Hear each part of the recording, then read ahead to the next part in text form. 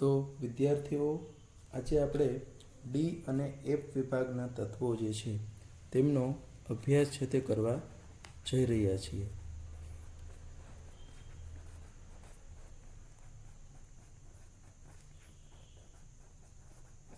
તો તમે લોકો સારી રીતે જાણો છો કે આપણે આવર્ત કોષ્ટકની અંદર જે શરૂઆતના બે સમૂહો છે, સમૂહ નંબર 1 અને 2, જેને આપણે એસ વિભાગના તત્વો જે છે તે એસ વિભાગના તત્વ તરીકે ઓળખીએ છીએ. ત્યાર પછી આપણે જે બીજા છેડા ઉપર જે સમૂહ નંબર જેને આપણે કહીએ છીએ 13 થી 18, એ 13 થી 18 જે છે તેને આપણે પી વિભાગના તત્વો જે છે તે પી વિભાગના તત્વો તરીકે ઓળખીએ છીએ. ત્યાર પછી આપણે જે વચ્ચે રહી ગયો છે એટલે કે સમૂહ નંબર 3 થી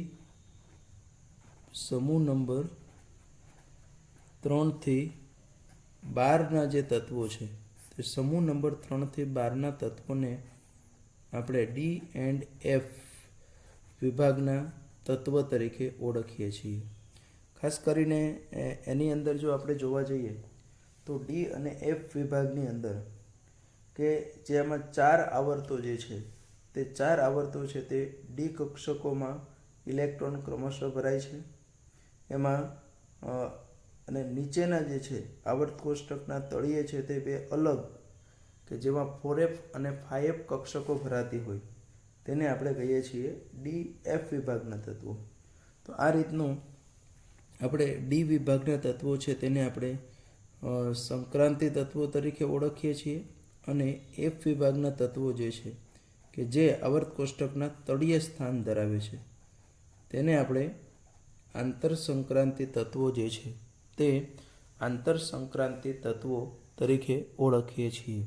એટલે કે આમ ડી અને એફ આ બંને વિભાગો જે છે તેની અંદર સંક્રાંતિ અને અનુરૂપ આપણે કહી શકીએ તેવી આંતર સંક્રાંતિ તત્વો જે છે તે આંતર સંક્રાંતિ તત્વો તરીકે પણ આપણે એને ઓળખીએ છીએ. ખાસ કરીને સંક્રાંતિ ધાતુઓની જો આપણે વાત કરીએ તો એમાં મુખ્ય 4 શ્રેણી જે છે તે 4 શ્રેણી જે છે તે સંક્રાંતિ ધાતુમાં છે. એમાં પહેલી એટલે કે 3D શ્રેણી. તો આ જે 3D શ્રેણી છે તેની અંદર સામાન્ય રીતે આપણે સ્કેન્ડિયમથી લઈને ક્યાં સુધીના છે તો કે 3D શ્રેણીની અંદર સ્કેન્ડિયમથી લઈને ઝિંક સુધીના તત્વો આવેલા છે. બીજી આવે તે એટલે કે 4D શ્રેણી. તો આજે આપણી 4D શ્રેણી છે તે 4D શ્રેણીની અંદર છે તે ઇટ્રીબિયમથી કેડમિયમ સુધીના જે તત્વો છે તે આવેલા છે. ત્યાર પછી ચોથી આપણી આવે તે એટલે કે 5D શ્રેણી. અને આજે આપણી 5D શ્રેણી છે એની અંદર છે તે આપણે લેન્થેમિયમથી ક્યાં સુધીના તો કે મર્ક્યુરી, એમાં એક HF વચ્ચે આવે છે, એન્ડ મર્ક્યુરી સુધીના જે તત્વો છે તે 5D શ્રેણીની અંદર આવશે. ત્યાર પછી આપણી ચોથી જે શ્રેણી છે તે એટલે કે 6D શ્રેણી. અને આપણી જે ચોથી 6D શ્રેણી છે એની અંદર સામાન્ય રીતે આપણે એક્ટિનિયમથી ચાલુ થાય, એનાથી આમ તો આપણે ચાલુ કરીએ છીએ. અને રુથરફોર્ડિયમ એક્ટિનોઇડ એમાં આપણે લઈએ છીએ એસી, પરંતુ એમાં મેઇન તત્વો રુથરફોર્ડિયમથી કેલિફોર્નિયમ સુધીના જે તત્વો છે તે આપણે 6D શ્રેણી જે છે એની અંદર આવે છે. આમ જેમ આ સંક્રાંતિ ધાતુની છે તેમ આંતર સંક્રાંતિ ધાતુ તત્વો જે છે આપણા તે આંતર સંક્રાંતિ ધાતુ તત્વોની પણ આવી અલગ અલગ શ્રેણી છે. એની અંદર આપણે એને મુખ્યત્વે બે શ્રેણીમાં પહેલી આપણે છે તેને 4F શ્રેણી કહીએ છીએ. અને આ જે 4F શ્રેણી છે તેમાં આપણે સીરિયમથી લ્યુટેશિયમ સુધીના તત્વો આવે છે. સીરિયમથી લ્યુટેશિયમ, જેને આપણે કેના તરીકે ઓળખીએ છીએ તેનું બીજું નામ છે તે લેન્થેનોઇડ્સ. બરાબર, તેને આપણે કેવા કહીએ છીએ? લેન્થેનોઇડ્સ તત્વ તરીકે છે તે ઓળખીએ છીએ. એવી જ રીતની આંતર સંક્રાંતિની બીજી શ્રેણી એટલે કે 5F શ્રેણી. તો આજે આપણી 5F શ્રેણી છે એને આપણે થોરિયમથી લોરેન્સિયમ, થોરિયમથી ક્યાં સુધીની, તો કે લોરેન્સિયમ સુધીની જે છે તે થોરિયમથી લોરેન્સિયમ સુધીની જે છે, અહીંયા 2 છે ને અહીંયા આ રીતનું છે, થોરિયમથી લોરેન્સિયમ સુધીના જે તત્વો છે તેને આપણે 5F શ્રેણીનું બીજું નામ છે તે શું કહીએ છીએ, તો કે એમને આપણે એક્ટિનોઇડ્સ તરીકે પણ છે તે ઓળખીએ છીએ.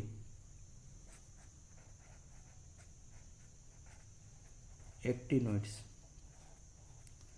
તો ટૂંકમાં આપણે ડી અને એફ વિભાગના તત્વોમાં આટલી વસ્તુ જે છે તેનો આપણે અભ્યાસ કરવો છે. પહેલાં જ આપણે કીધું કે 3જો થી 12મો સમૂહ છે તે ડી વિભાગના સમૂહ તરીકે ઓળખાય અને એમની અંદર જે તળિયે જે આવેલા તત્વો જે છે આવર્ત કોષ્ટકની અંદર તે તળિયે આવેલા તત્વો છે તે એફ વિભાગના તત્વ તરીકે ઓળખીએ છીએ. ડી વિભાગમાં 4 શ્રેણી, 3D શ્રેણી પહેલી સ્કેન્ડિયમથી ઝિંક, બીજી આપણી 4D શ્રેણી ઇટરબિયમથી કેડમિયમ, 5D શ્રેણી લેન્થેનાઇટ 2, આમ તો એકચ્યુઅલી લેન્થિયમથી ચાલુ થાય લેન્થેનોઇડથી, પછી એનું આફ્નિયમ ટુ મર્ક્યુરી સુધી. 6D શ્રેણીમાં એક્ટિનોઇડ એક તત્વ આવે, બાકી આપણું છે તે રુથરફોર્ડિયમથી CN સુધીના તત્વો આવે છે.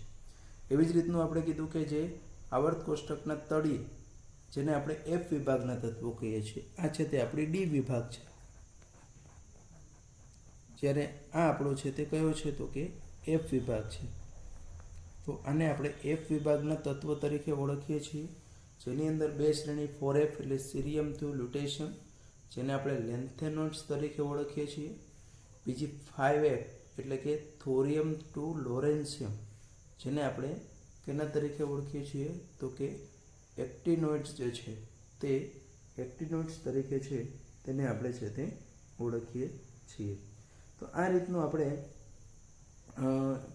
દરેક જે છે તેને આ રીતનું આપણે નામકરણ છે તે કરીએ છીએ. ખાસ કરીને આપણે જો અહીંયા જે અભ્યાસ કરવાનો છે તે અભ્યાસની અંદર આપણે આમ જોવા જઈએ તો આ અતિ સંક્રાંતિ ધાતુ તત્વો ખૂબ જ મહત્ત્વના છે, કેમ કે આની અંદર જ આપણે જોવા જઈએ તો મહત્ત્વની જે સિલ્વર છે, ગોલ્ડ છે, પ્લેટિનમ છે, આ ઉપરાંત આયર્ન, કોપર, ટાઇટેનિયમ, આવી બધી જે સંક્રાંતિ ધાતુઓ જે છે કે જે ડે ટુ ડે લાઈફની અંદર ખૂબ જ ઉપયોગી છે તેવું આપણે કહી શકીએ. તો આવી જે ધાતુઓ છે, આવી જે પ્રિસિયસ મેટલ પણ જેને કહી શકીએ તેવી આ વિભાગના તત્વોની અંદર છે તે સમાવેશ થાય છે. એટલે ડી વિભાગના તત્વોનો જે આપણે અભ્યાસ કરવાનો છે તે આપણા માટે ખૂબ જ ઉપયોગી થઈ પડે તેવો છે. હવે આપણે ડી અને એફની અહીંયા કોમન વાત કરી. હવે હું માત્ર આપણે જે ડી વિભાગના તત્વો જે છે તે ડી વિભાગના તત્વોની વાત આપણે કરવાની છે, જેને આપણે કીધું કે સંક્રાંતિ તત્વો,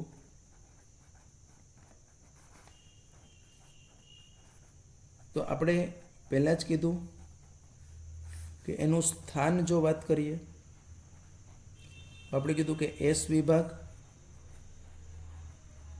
અને જે આ પી વિભાગના તત્વો આવર્ત કોષ્ટક જે છે એ બંનેની વચ્ચે જે છે તે આપણા જે ડી વિભાગના તત્વો જે છે તેને આપણે ડી વિભાગના તત્વોને આપણે સંક્રાંતિ ધાતુ તત્વો તરીકે છે તે ઓળખીએ છીએ.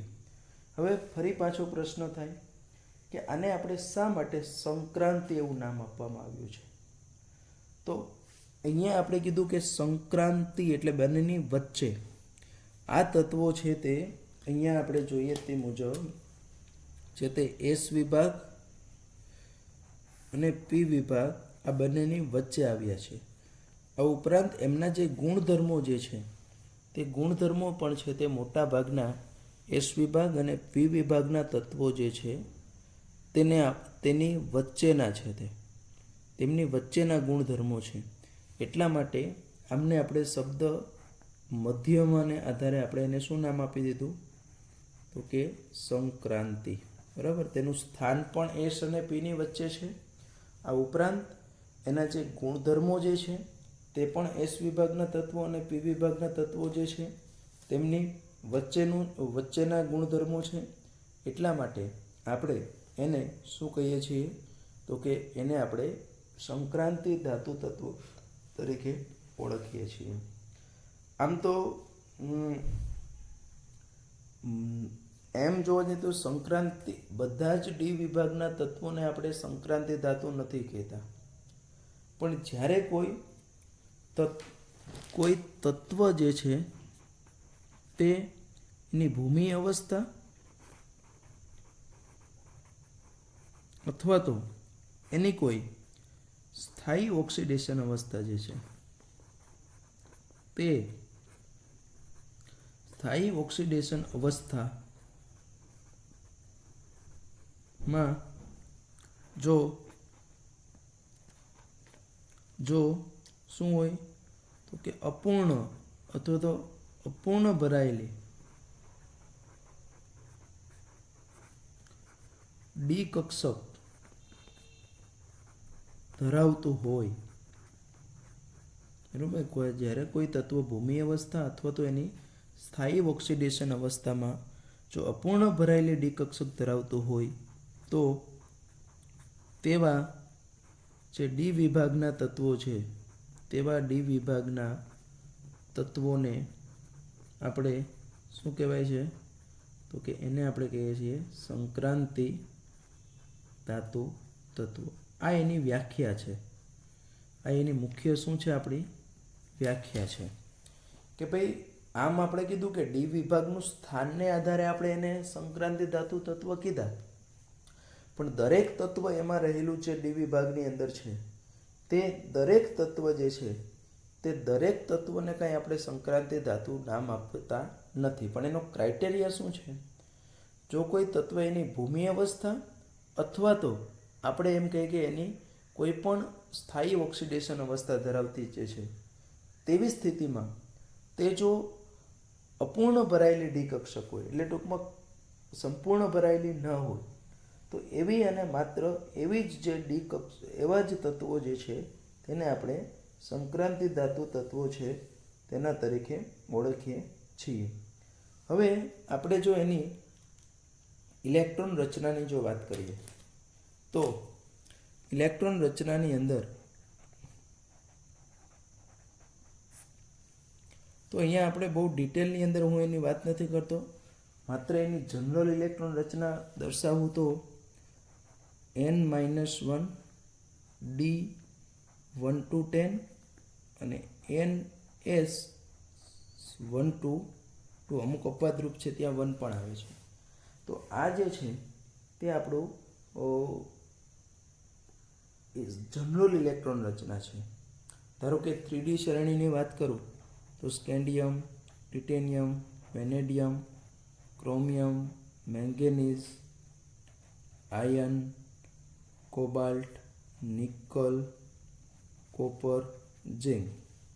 તો અહીંયા આપણે આર્ગન, અહીંયા આપણે એનો 21 પરમાણુ ક્રમાંક છે. પછી તમને ખબર છે scandium, titanium, vanadium, chromium, manganese, iron, cobalt, nickel, copper, zinc એમાં ક્રમશઃ એક એક વધતો જશે. 22, 23, 24, 25, 26, 27, 28, 29 અને 30. હવે 21 છે એટલે એનું નજીકનું નિષ્ક્રિય વાયુ આર્ગોન થશે. આર્ગોન પછીનું નેક્સ્ટ ઇલેક્ટ્રોન 4s2 એટલે 18 ને 2 20, એક બાકી રહ્યો તે 3d1. હવે ક્રમશઃ છે તે એક એક ઇલેક્ટ્રોન વધતો થાય તે 3d કક્ષકમાં દાખલ થશે. 4s2, 3d3, argon, 4s2, 3d4, argon, 4s2, 3d5, argon, 4s2, 3d6, argon, 4s2, 3d7, argon, 4s2, 3d8, argon 4s2 3d9, argon 4s2 3d10. બરાબર, આવી રીતનું જો આપણો n બરાબર 4 છે, પછીના 4d શ્રેણીમાં હોય તો n બરાબર 5 આવશે, 6d શ્રેણીમાં હશે તો n બરાબર 6 આવશે. તો આ રીતનું આપણે દરેક શ્રેણીની અંદર છે તે ઇલેક્ટ્રોન રચના લખી શકીએ. પણ અહીંયા જે આપણે આ જે ઇલેક્ટ્રોન રચના દર્શાવી છે તે ઇલેક્ટ્રોન રચનાની અંદર મેઇનલી આપણે જોવાનું છે તે આ જે બે અહીંયા મેં દર્શાવી છે તે મારી રોંગ ઇલેક્ટ્રોન રચના છે. તમે એક વસ્તુ આગળ ભણી ગયા છો, કોઈ પણ જ્યારે અર્ધપૂર્ણ કક્ષક હોય અથવા તો સંપૂર્ણ ભરાયેલી કક્ષક હોય અથવા તો તે જો સંપૂર્ણ ખાલી હોય તો આવી સ્થિતિમાં કોઈ પણ જે કક્ષક જે છે તેની જે સ્થિરતા જે છે, જેને આપણે કહીએ સ્ટેબિલિટી જે છે, તે સ્ટેબિલિટી કેવી હોય છે તો કે વધારે હોય છે.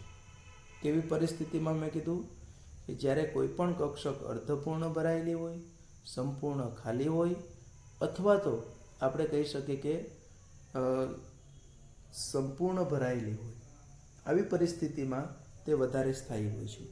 તો એ પર્પઝ માટે અહીંયા ક્રોમિયમની છે તે અપવાદ રૂપે અહીંયા 3D એક ઇલેક્ટ્રોન 4s નો જો 3Dમાં આવી જશે તો તે 3D5 થશે અને તે આપણું 3D5 થવાને લીધે શું થશે તો કે તેની સ્થિરતા છે તે વધે છે. આર્ગન 4s1 3D5, કેમ કે 3D5 બનશે એટલે કેવી બને તો કે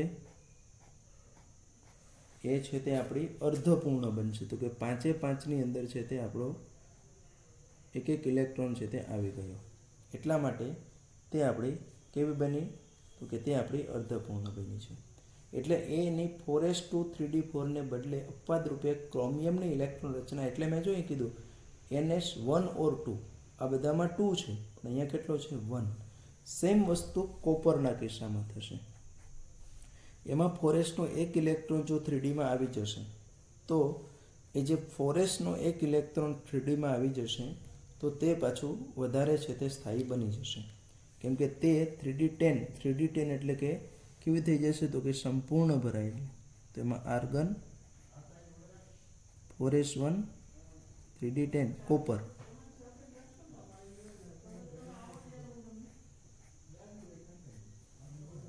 તો આ 3D10માં આપણા બે ઇલેક્ટ્રોન, એટલે આ આપણી છે તે અર્ધપૂર્ણ છે, આ છે તે સંપૂર્ણ ભરાયેલી છે. તો આગળ તમને મેં જે રીતનું સમજાવ્યું તે રીતનું કે અર્ધપૂર્ણ અને સંપૂર્ણ ભરાયેલા કન્સેપ્ટને આધારે આ બંને જે છે તે આપણી કેવી છે અપવાદરૂપ છે. 4s1 3d5 4s1 3d10 છે. અને એક વસ્તુ તમે હંમેશા યાદ રાખજો કે જ્યારે આમાંથી છે તે આયન બને છે ત્યારે એવા કિસ્સામાં હંમેશા શું થાય છે તો કે જ્યારે એમનો છે તે આયન બને છે ત્યારે એ આયન જે છે તે આપણો શું કરે છે તો કે પહેલો ઇલેક્ટ્રોન 4sમાંથી દૂર થાય, પછી જ ઇલેક્ટ્રોન હંમેશા છે તે 3D કક્ષકમાંથી દૂર થાય છે.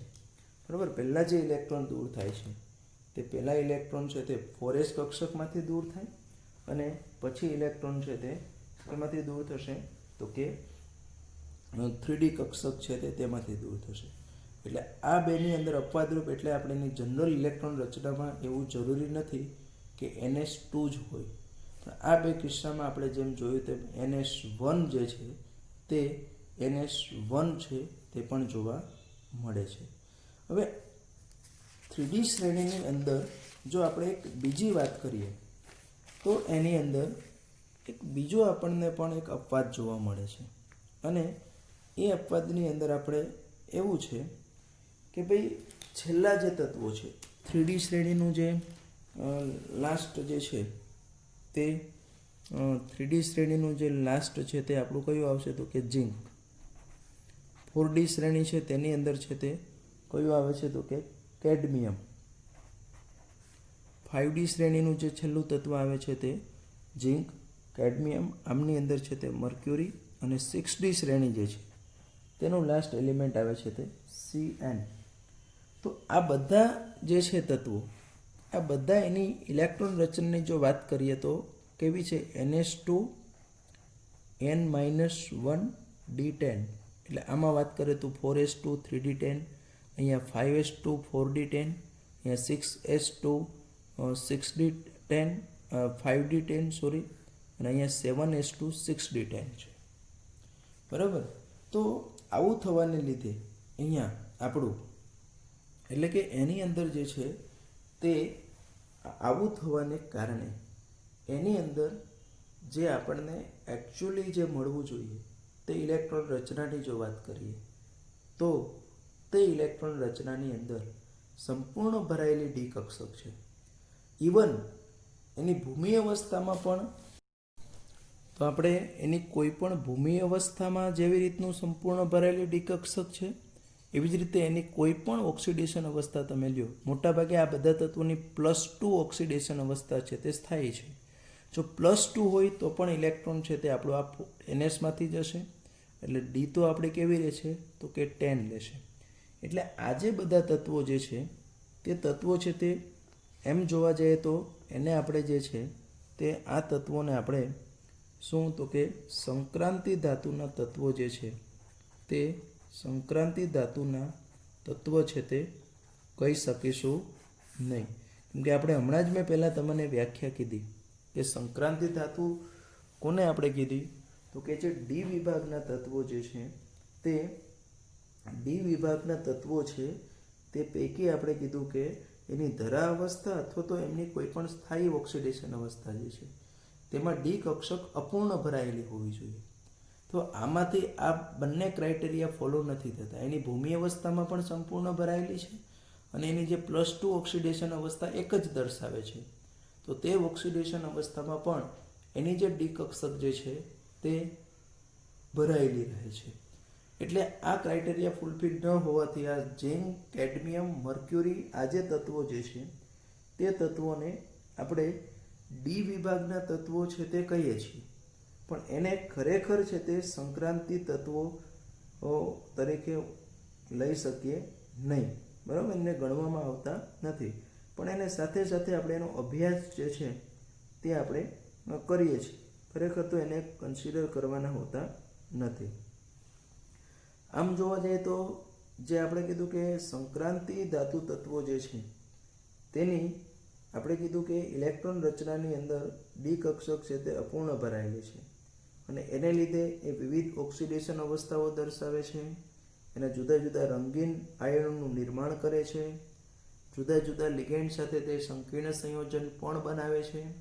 પણ આ બધો અભ્યાસ છે તે આપણે આગળ ઓલરેડી છે તે કરવાનો છે, એટલે ત્યારે આપણે એનું છે તે એની છે તે ઉદ્દીપકીય ગુણધર્મ આ બધું આપણે જોઈશું.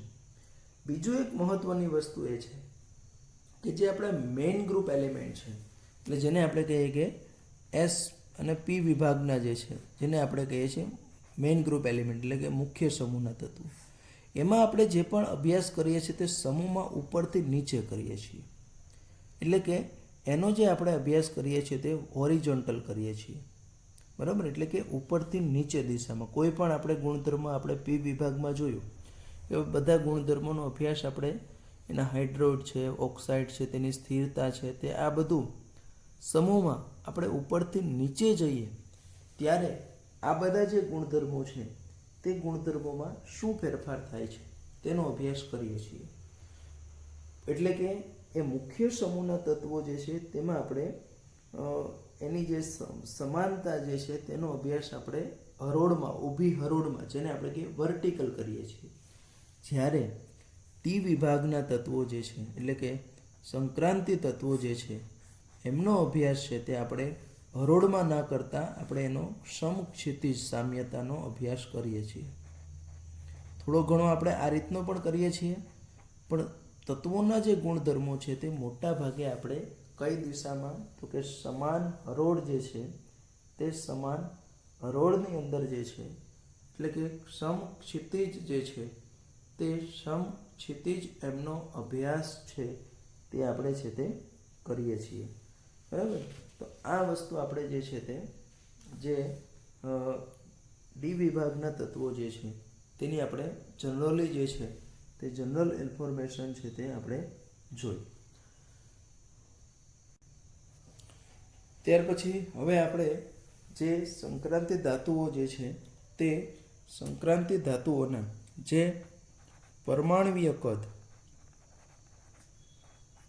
અને એમના જે આણવીય કદ જે છે એટલે કે આયનીય કદ, પરમાણવીય કદ અને એમના આયનીય કદ વિશેનો જે છે તે આપણે હવે છે તે અભ્યાસ કરવાનો છે. તો સામાન્ય રીતે તમને ખ્યાલ જ છે કે આપણે એનો સમક્ષિતિજ અભ્યાસ કરવો છે. તો આવર્ત કોષ્ટકમાં જ્યારે આપણે કોઈ પણ આવર્તની અંદર તમે આપણે લેફ્ટ ટુ રાઈટ એટલે કે ડાબી બાજુથી જમણી બાજુ જઈએ ત્યારે ડાબી બાજુથી જમણી બાજુ જતાં એમના જે કદ જે છે તે કદની અંદર શું થાય તો કે કદ છે તે હંમેશા શું થાય તો કે ઘટે છે. ઉપરથી નીચે જઈએ તો એના પરમાણવીય કદમાં વધે છે. કદ ઘટવાનું કારણ પણ કદાચ તમને ખ્યાલ જ હશે કે ભાઈ જેમ જેમ આપણે ડાબી બાજુ જઈએ છીએ જમણી બાજુ તેમ તેમ એના પરમાણુ ક્રમાંક છે તે વધે છે એટલે એના કેન્દ્ર પ્રત્યેનું આકર્ષણ છે તે વધે એટલે કે એનો છે તે આયનીય ત્રિજ્યા છે તે ક્રમશઃ ઘટે છે. પણ અહીંયા થોડુંક આપણે કન્સેપ્ટ સમજી લઈએ. આવું અહીંયા કઈ રીતનું થાય છે તે થોડોક ફેરફાર કદાચ જુદો છે. એનું મેઇન કારણ જે છે તે અહીંયા આપણે કીધું કે કક્ષક છે તે n-1 ડીમાં ઇલેક્ટ્રોન દાખલ થાય છે અને NS કક્ષક છે તે બહારની છે. તો આ ડી કક્ષક છે તે અંદરની ડી કક્ષક છે અને એસ કક્ષક છે તે અહીંયા બહાર આવેલી છે. તો જે ડી કક્ષકમાં ભરાયેલા જે ઇલેક્ટ્રોન છે તે બહારની જે એસ કક્ષક જે છે તેના ઉપર જેની સ્ક્રીનિંગ અસર આપણે જે ભણ્યા છીએ તે સ્ક્રીનિંગ અસર જે છે તે સ્ક્રીનિંગ અસર અહીંયા ખૂબ જ ઇમ્પોર્ટન્ટ ફેક્ટર છે કે આપણે આગળ મેં તમને સમજાવ્યું છે કે એસ કક્ષકની સ્ક્રીનિંગ અસર સૌથી વધારે હોય, પછી પી કક્ષકમાં રહેલા ઇલેક્ટ્રોનની હોય, એની ઓછી છે તે ડી કક્ષકમાં રહેલા હોય એની હોય, અને એમ સૌથી ઓછી જે છે તે સૌથી ઓછી કોની હોય તો કે જે એફ કક્ષકમાં રહેલો ઇલેક્ટ્રોન છે તેની. એટલે અહીંયા શું થશે તો કે જે ડી કક્ષકમાં રહેલો ઇલેક્ટ્રોન છે તે ડી કક્ષકમાં રહેલા ઇલેક્ટ્રોનની જે સ્ક્રીનિંગ અસર છે તે તમે જાણો છો ઓછી હશે. સ્ક્રીનિંગ અસર ઓછી હોય એટલે બાહ્યતમ કક્ષામાં રહેલા જે ઇલેક્ટ્રોન છે, બરાબર, અહીંયા મેં શું કીધું, એસ ઇફેક્ટ છે તે ઓછી છે. એટલે ડી કક્ષકમાં રહેલા ઇલેક્ટ્રોનની જે સ્ક્રીનિંગ અસર છે તે ઓછી હોય એટલે બાહ્ય કક્ષામાં રહેલા ઇલેક્ટ્રોનનું છે તે કેન્દ્રીય આકર્ષણ છે તે શું થાય તો કે વધે છે. અને એનું છે તે શિલ્ડિંગ અસર, સ્ક્રીનિંગ અસર અથવા તો આપણે એને શિલ્ડિંગ અસર કહીએ છીએ. તેથી જે કેન્દ્રીય વીજભાર છે તે બાહ્યતમ કક્ષામાં રહેલા જે ઇલેક્ટ્રોન છે તેની વચ્ચેનું જે સ્થિર વિદ્યુતીય આકર્ષણ જે છે તે શિલ્ડિંગ અસર જે છે તેને લીધે એ સ્થિર વિદ્યુતીય આકર્ષણ જે છે તે શું થાય તો કે વધે છે. એટલે ઓબ્વિયસલી એનું કદ છે તે શું થશે તો કે ઘટશે. ખ્યાલ આવ્યો શું કીધું મેં પાછું કે અંદરની ભરાયેલી ડી કક્ષકના ઇલેક્ટ્રોનની સ્ક્રીનિંગ અસર છે તે ઓછી હોય છે, શિલ્ડિંગ અસર. એટલે જે બાહ્યતમ કક્ષામાં રહેલા ઇલેક્ટ્રોન ઉપર જે કેન્દ્રીય સ્થિર આકર્ષણ જે લાગે છે તે કેન્દ્રીય સ્થિર વીજભાર જે છે તેને લીધે એનું છે તે વધારે છે, આકર્ષણ વધે છે.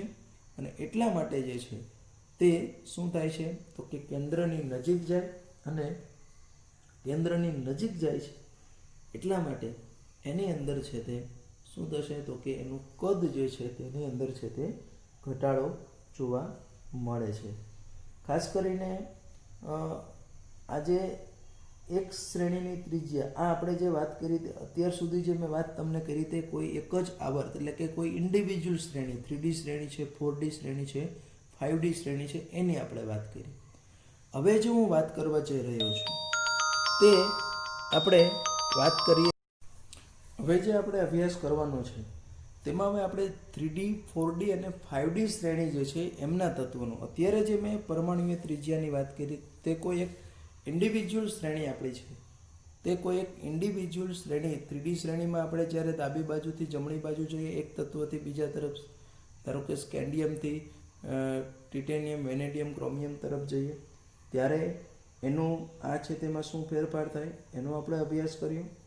હવે જે મારે કરવાનું છે તે આપણે 3D એટલે કે પ્રથમ સંક્રાંતિ શ્રેણી, 4D એટલે કે દ્વિતીય સંક્રાંતિ શ્રેણી અને 5D એટલે કે તૃતીય સંક્રાંતિ શ્રેણી, એની વચ્ચેની જે સરખામણી છે તે આપણે કરવાની છે. તો એમ જોવા જઈએ તો આપણે જો 3D to 4D જઈએ છીએ એટલે કે આ રીતના જઈએ, ધારો કે આ આપણી છે તે 3D શ્રેણી છે, ત્યાર પછી છે તે 4D શ્રેણી છે, ત્યાર પછી છે તે 5D શ્રેણી. તો આપણે અહીંયા છે તે ઉપરથી નીચે જ આવ્યા. તો ઉપરથી નીચે જઈએ ત્યારે હંમેશા પરમાણુય ત્રિજ્યા જે છે તે પરમાણુય ત્રિજ્યામાં વધારો જોવા આપણને મળે છે. ડાબેથી જમણે જઈએ તેમ પરમાણુય ત્રિજ્યા ઘટે છે, પણ આપણે આવર્ત કોષ્ટકમાં જો ઉપરથી નીચે જઈએ તેમ એની પરમાણુય ત્રિજ્યાની અંદર છે તે વધારો થાય છે. પરંતુ આ જો આપણે વાત કરીએ તો જે પ્રથમ બે વચ્ચેનો જે વધારો છે તે બરાબર છે. 3D અને 4D શ્રેણીમાં જે વધારો થાય છે તે બરાબર છે, પણ 4D અને 5D વચ્ચેનો છે તે વધારો જે પરમાણુય ત્રિજ્યાનો છે તે કેવો છે તો કે નહિવત, અથવા તો આપણે કહી શકીએ કે ખૂબ જ ઓછો છે. હવે એનું કારણ શું તો કે અહીંયા 5D પહેલાં છે તે અહીંયા 4f કક્ષક છે તે ભરાશે, અને આગળ હવે અમે સમજાવ્યું કે 4f કક્ષકમાં રહેલો જે ઇલેક્ટ્રોન છે તે 4f કક્ષકમાં રહેલા ઇલેક્ટ્રોનની તો સ્ક્રીનિંગ અસર અથવા તો શિલ્ડિંગ અસર જે છે તે શિલ્ડિંગ અસર સૌથી ઓછી હશે, અને એ ખૂબ જ ઓછી હોવાને લીધે એની શિલ્ડિંગ અસર જે છે તે ખૂબ જ ઓછી હોવાને લીધે એની અંદર છે તે આપણે શું જોવા મળે છે તો કે એ શિલ્ડિંગ અસર ઓછી હોવાને લીધે તે ઇલેક્ટ્રોન જે છે તે ઇલેક્ટ્રોન જે બાહ્યતમ કક્ષામાં રહેલા ઇલેક્ટ્રોન પરના આકર્ષણમાં વધારો કરે છે. સ્ક્રીનિંગ અસર એટલે કે શિલ્ડિંગ અસર નબળી પડે એટલે બાહ્યતમ કક્ષામાં રહેલા ઇલેક્ટ્રોનનું કેન્દ્ર પ્રત્યે આકર્ષણ વધે છે, અને એટલે એના કદની અંદર જે એકચ્યુઅલ વધારો થવો જોઈએ તેટલો વધારો થતો નથી, પણ એના કરતાં છે તે ઓછો વધારો થાય છે. અને એ કદની અંદર ઓછો વધારો થવાને લીધે એના 4D અને 5Dની અંદર ખાસ ફેરફાર, કેમ કે 4D શ્રેણીની અંદર આ અંદરની 4f કક્ષક આવતી નથી. 4f કક્ષક માત્ર ક્યાં આવશે તો કે જે આપણી 5D શ્રેણી જે છે તે 5D શ્રેણીની અંદર જ આવશે, અને એને કારણે એની જે પરમાણુય ત્રિજ્યામાં વધવાને બદલે નિયમિત ઘટાડો જોવા મળે છે, અને એને જ આપણે શું કહીએ છીએ એ ઘટાડો જે જોવા મળે છે તેને કહીએ છીએ લેન્થેનોઇડ સંકોચન, લેન્થેનોઇડ કોન્ટ્રેક્શન, અથવા તો આપણે એને કહીએ છીએ લેન્થેનોઇડ સંકોચન તરીકે આપણે એને ઓળખીએ છીએ. એટલે કે પરમાણુય ક્રમાંક વધવાની સાથે પરમાણુય કદમાં થતા અપેક્ષિત વધારા માટે જે આવશ્યક રીતે તે ક્ષતિપૂર્તિ કરે છે, એટલે ખરેખર જે વધારો થવો જોઈએ તે થતો નથી. અને એનું જ કારણ એવું છે કે દ્વિતીય અને તૃતીય, આ પ્રથમ શ્રેણી આપણી, આ દ્વિતીય શ્રેણી અને આ તૃતીય શ્રેણી.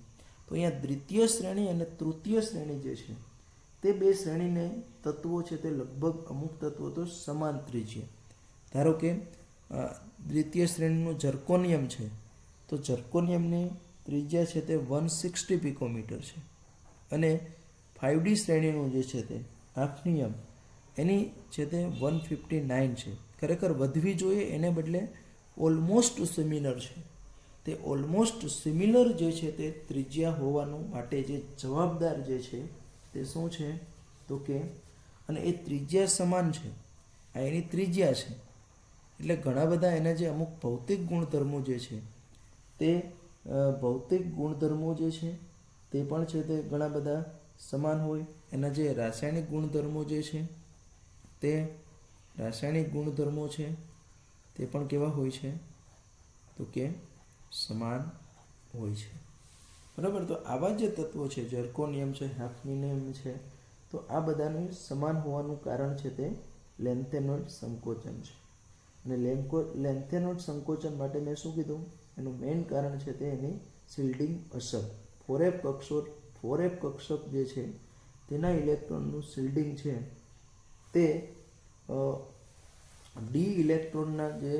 ડી કક્ષકમાં રહેલા ઇલેક્ટ્રોનના શિલ્ડિંગ કરતાં કેવું હોય છે તો કે ઓછું હોય છે.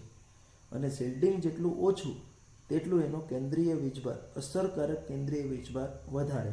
અને જેટલો અસરકારક કેન્દ્રીય વીજભાર વધારે તેટલું એનો કદ છે તે નાનું. એટલે આખું આ જ ફેક્ટર છે કે શિલ્ડિંગ અસર જો વધુ તો એનો જે અસરકારક કેન્દ્રીય વીજભાર, જેને આપણે જેડ અફેક્ટિવ કહીએ છીએ, તે કેવો છે તો કે ઓછો. અને એ અસરકારક એટલું એનું જે કદ જે છે, એટલે આપણે એમ કહીએ કે આકર્ષણ છે તે વધુ,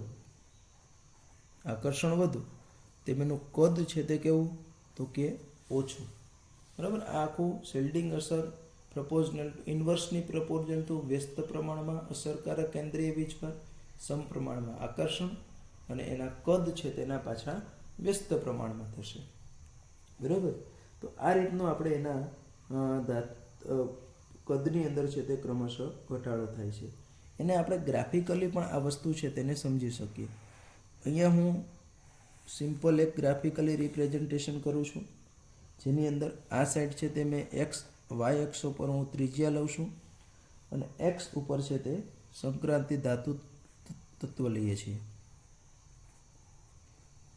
તો કોઈ એક જ આવર્તમાં આપણે જો જોઈએ તો એક જ આવર્તની અંદર, ધારો કે આપણે ગ્રીન ઇન્ડિકેટર કરું છું, અલગ અલગ કલરથી આપણે ઇન્ડિકેટ કરીએ, તો આ બ્લેક કલર છે તે એક જ આવર્તમાં તમે જશો તો એની ક્રમશઃ આપણે ભણીએ છીએ તે મુજબ એની ત્રિજ્યામાં છે તે ઘટાડો થશે, બરાબર છે. એક જ અપવાદરૂપ છે, ક્રમશઃ એની ત્રિજ્યાની અંદર ઘટાડો થાય. તો આ જે મેં દર્શાવી તે 3D શ્રેણી છે. ડાબી બાજુથી જમણી બાજુ જઈએ છીએ સ્કેન્ડિયમથી કોપર તરફ, તેમ એનું પરમાણુ કદ ઘટે છે. પણ હવે 3D થી હું 4D તરફ જઈશ તો 4D કક્ષક આપણી જે છે તેની આના કરતાં તો ઓબ્વિયસલી ત્રિજ્યા છે તે વધારે જશે. ઉપરથી નીચે એકચ્યુઅલી હું જાઉં છું આવર્ત કોષ્ટકની અંદર છે તે, તો એની જે ત્રિજ્યા છે તે કેવી હશે તો કે વધારે છે. આ 4D થઈ. હવે 4D કરતાં આ તફાવત મોટો છે. હવે 4D પછી આપણી 5D કક્ષક આવે. તો એ જે 5D કક્ષક જે છે તે 5D કક્ષકની તો આના કરતાં પણ એમ જોવા જઈએ તો વધારે હોવી જોઈએ, પણ એકચ્યુઅલી જો જોવા જઈએ તો 4D અને 5D વચ્ચેનો જે તફાવત છે તે ખૂબ જ ઓછો છે, બરાબર. આ તફાવત છે તે નહિવત છે, અને આ તફાવત મોટો છે, આ તફાવત નહિવત છે. એનું કારણ શું છે કે એનું મેઇન કારણ છે તે લેન્થેનોઇડ સંકોચન. અને લેન્થેનોઇડ સંકોચન માટેનું જે આપણે જોયું તે આ જોયું, ફોરેપ કક્ષક જે છે તેની શિલ્ડિંગ અસર. ફોરેપ કક્ષકમાં રહેલો જે ઇલેક્ટ્રોન છે તે ફોરેપ કક્ષકમાં રહેલા ઇલેક્ટ્રોનની જે શિલ્ડિંગ અસર જે છે તે અહીંયા મેઇન છે. તો આ રીતનું આપણે કીધું કે એક શ્રેણીથી બીજી શ્રેણી તરફ જઈએ તેમ એના પરમાણુય ત્રિજ્યા વધે છે, પણ વધારો ધીમો છે. અને સાથે સાથે આપણે ભણ્યા કે પરમાણુય દળ પણ વધે જ છે. એક જ આવર્તની વાત કરીએ તો ડાબેથી જમણી જઈએ તેમ એની પરમાણુય ત્રિજ્યા છે તે ઘટે છે અને પરમાણુય દળ વધે છે. એટલે એની જે ઘનતા જે છે તે ઘનતાની અંદર પણ શું થાય છે તો કે વધારો. કેમ કે ઘનતા બરાબર તમને ખબર છે કે દળના છેદમાં કદ. દળ વધે છે, કદ ઘટે છે, તો બંને ફેક્ટર ફેવરેબલ થયા, એટલે એની ઘનતાની અંદર પણ શું થશે તો કે વધારો થયો જોવા મળે છે આપણે. અને ઘનતા જે છે તે પણ આપણે ડાબેથી જમણી જશું તેમ એની અંદર છે તે આપણને શું થાય છે તો કે વધારો થતો હોય તેવું જોવા મળે છે. તો આ રીતનું આપણે અહીંયા જે સંક્રાંતિ ધાતુ તત્વો ડી વિભાગના તત્વોની વાત કરી, એફ વિભાગના તત્વોની સામાન્ય માહિતી આપણે આપી. ત્યાર પછી ડી વિભાગના તત્વોને આપણે સંક્રાંતિ ધાતુ શા માટે કહીએ તેની ઇલેક્ટ્રોન રચના આપણે જોઈ, અને ત્યારબાદ એમાં અપવાદરૂપ છે તે પણ જોયું. ત્યારબાદ આપણે એનું જે કદ જે છે તે કદ વિશેનો અભ્યાસ કર્યો. એમાં પણ લેન્થેનોઇડ સંકોચનનો અભ્યાસ કર્યો.